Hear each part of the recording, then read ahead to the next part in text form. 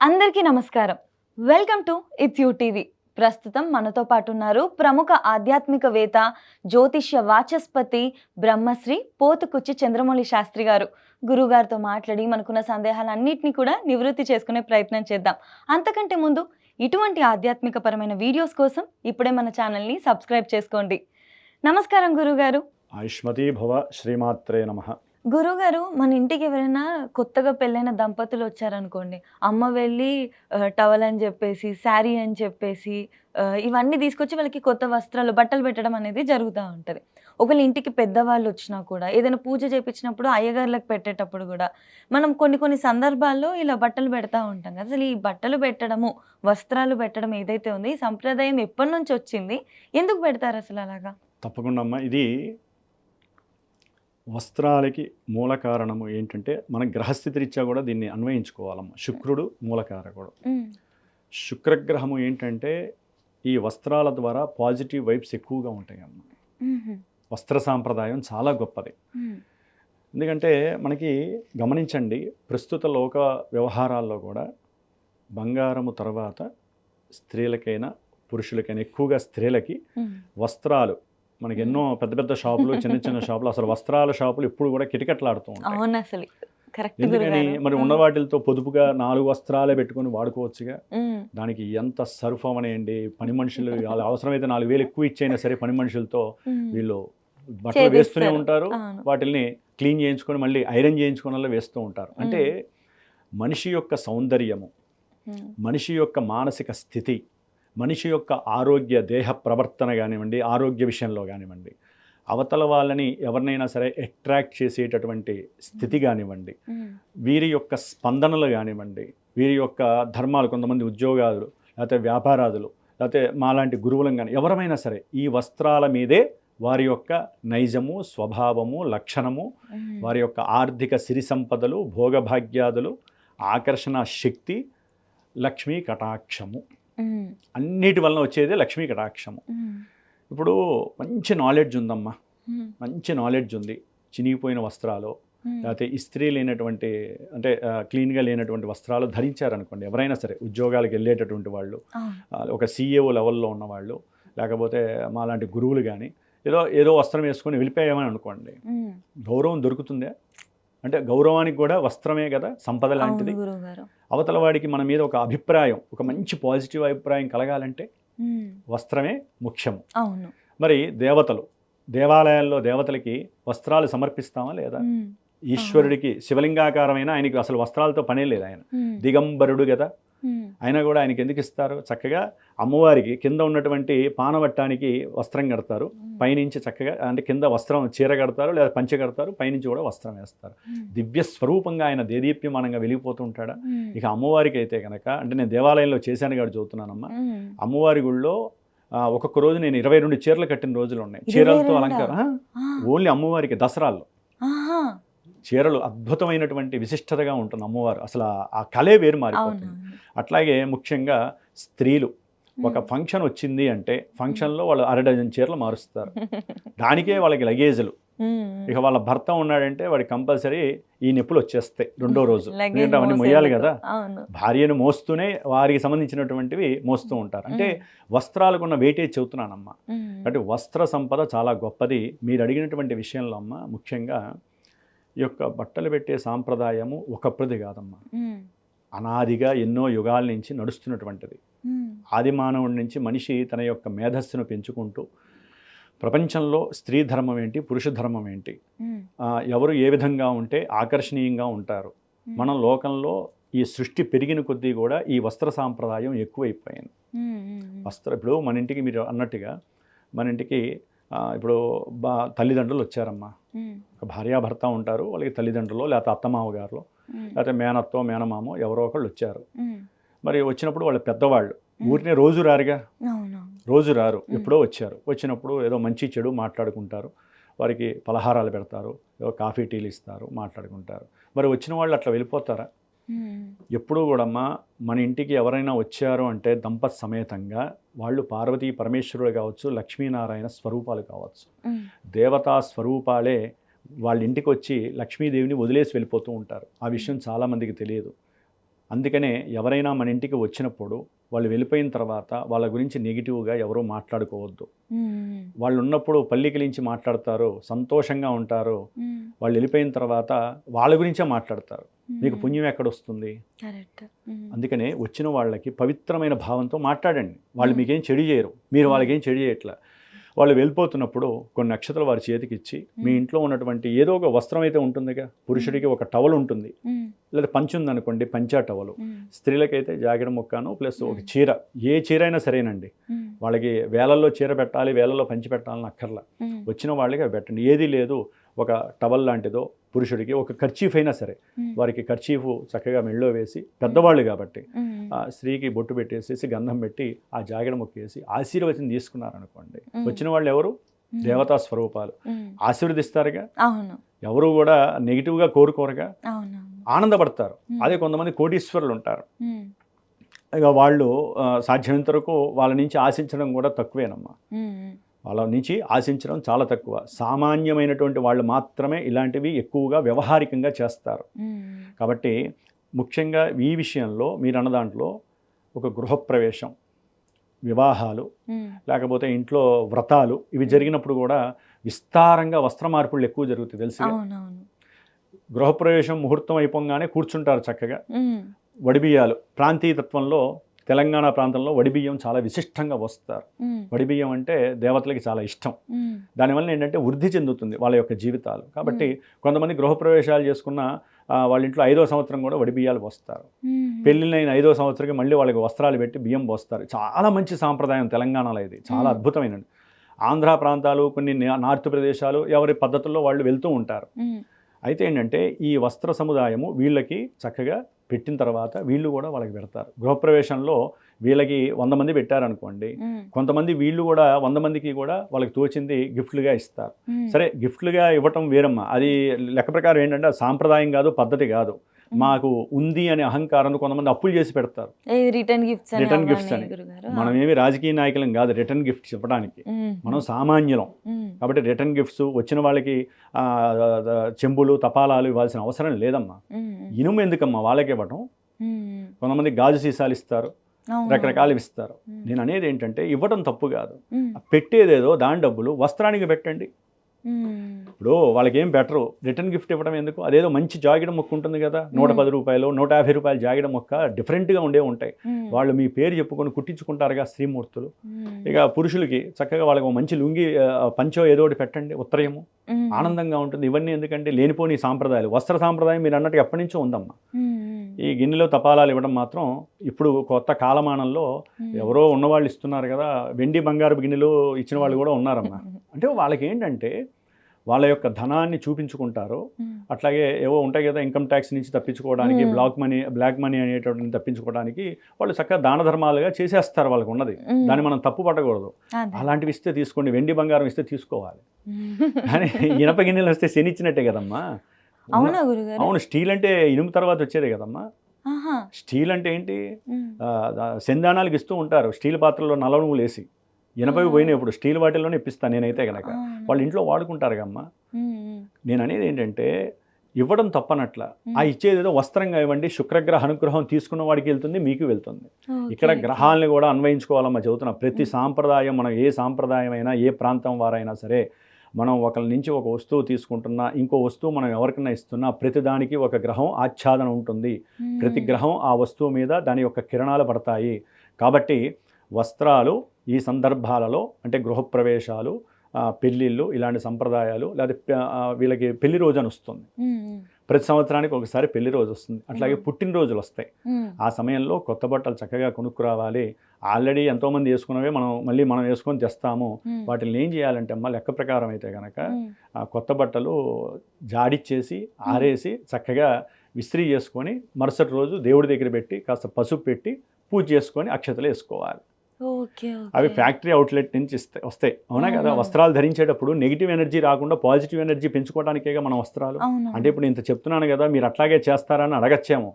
అలా చెయ్యాలి అని నేను చెప్తున్నాను. పాజిటివ్ ఎనర్జీ ప్రకారం చెయ్యాలి లెక్క ప్రకారం. కానీ కొత్త వస్త్రం తేగానే వెంటనే మనం పసుపు కూడా కొంతమంది పెట్టుకుంటారో లేదో నాకు తెలియదు, కానీ పసుపు డైరెక్ట్గా అలా పెట్టకూడదు. ఎందుకంటే శుభ సంకేతం పసుపు. అంటే ఆ వస్త్రానికి ఉన్నటువంటి ఏదైనా అవలక్షణాలు ఉన్నా ఎవరు పడితే వాళ్ళు ముట్టుకొని అమ్ముతారు కదమ్మా. వాళ్ళ ఇళ్లలో ఏ సమస్యలు ఉన్నాయో, ఎవరికి 13 రోజుల కార్యక్రమాలు ఉంటాయో తెలియదు, ఎవరింట్లో మెన్సెస్ అవుతారో తెలియదు, మరి వాళ్ళు అమ్ముతూ ఉంటారు కదా, అవన్నీ మనం తెచ్చుకుంటాం కదా డైరెక్ట్గా. ఇట్లా కూడా ఆలోచించాలా లేదా?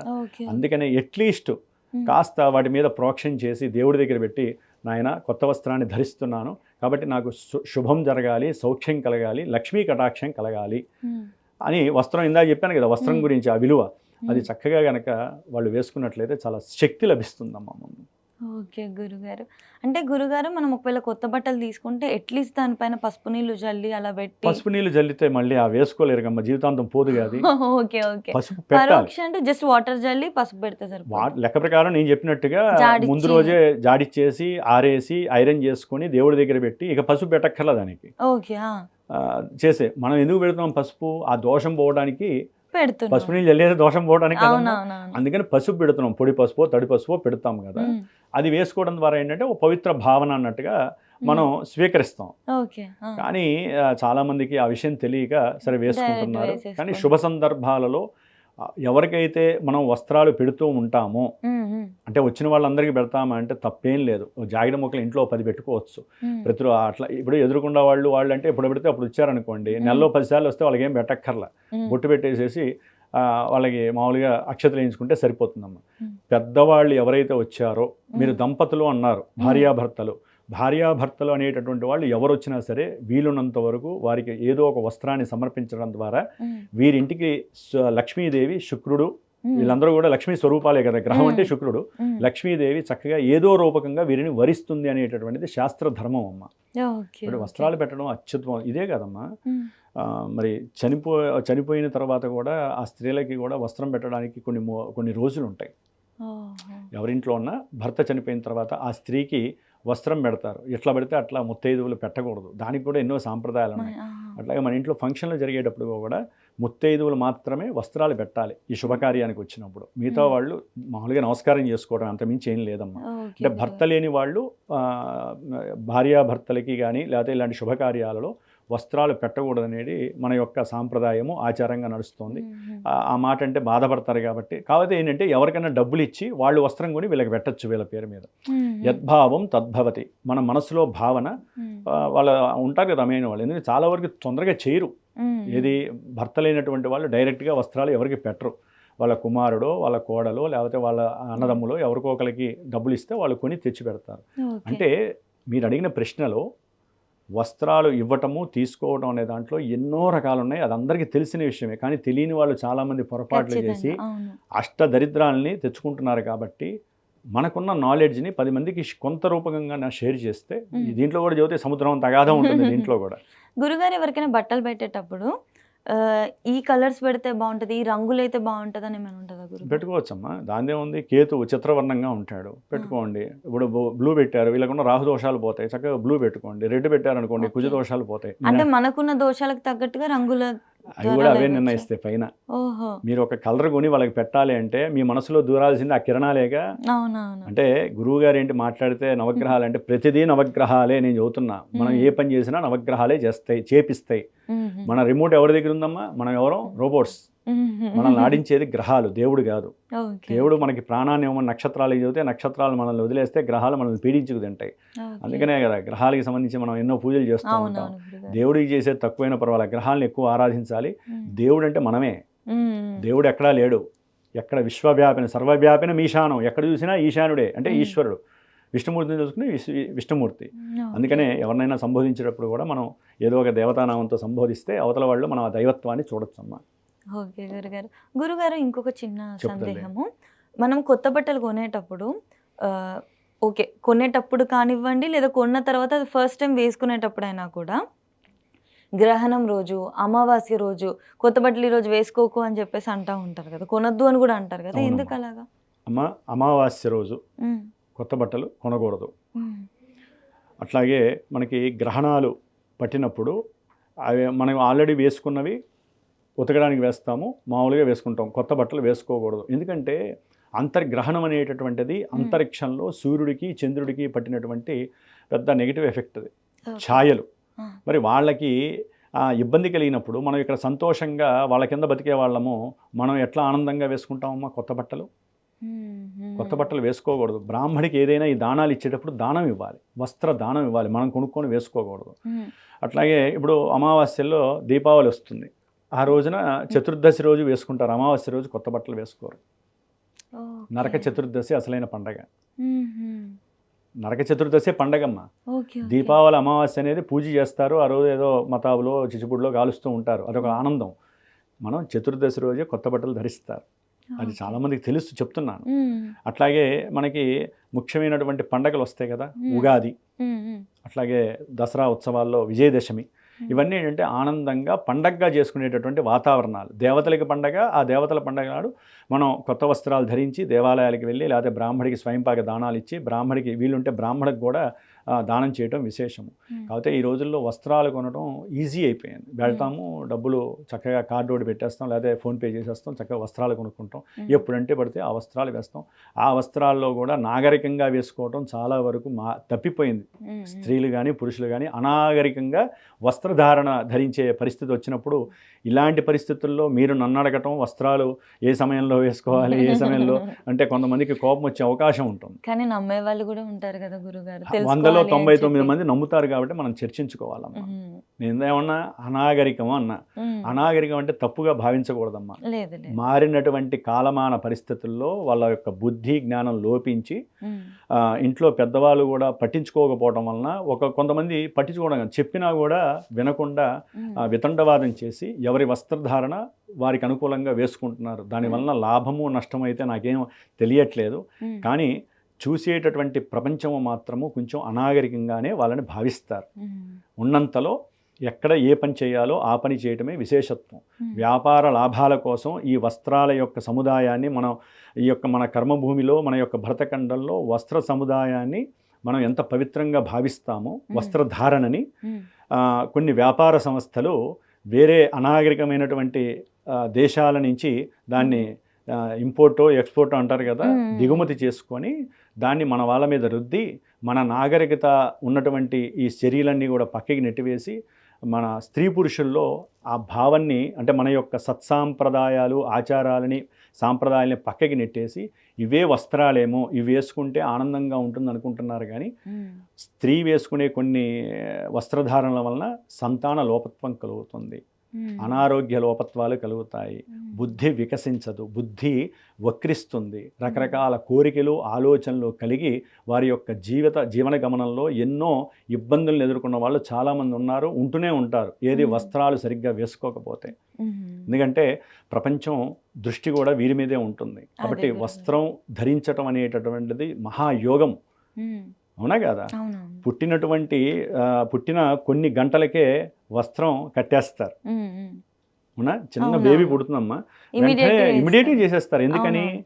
కాలంలో భూత ప్రేత పిశాచాలు కామిని యక్షిని మోహిని ఎన్నో దోషాలు కలిగినటువంటి భూతాలు తిరుగుతూ ఉంటాయి. భూతాలు సినిమాలో చూసే విరబోసుకునే భూతాలు కాదు, పంచభూతాలలోనే గాలి ధూళి ఇవి సోకకుండా చిన్న పిల్లల్ని రక్షించుకుంటున్నప్పుడు ఒక వయసుకు వచ్చినటువంటి స్త్రీని కానీ పురుషుణ్ణి కానీ తల్లిదండ్రులు ఎంత కాపాడుకోవాలమ్మా?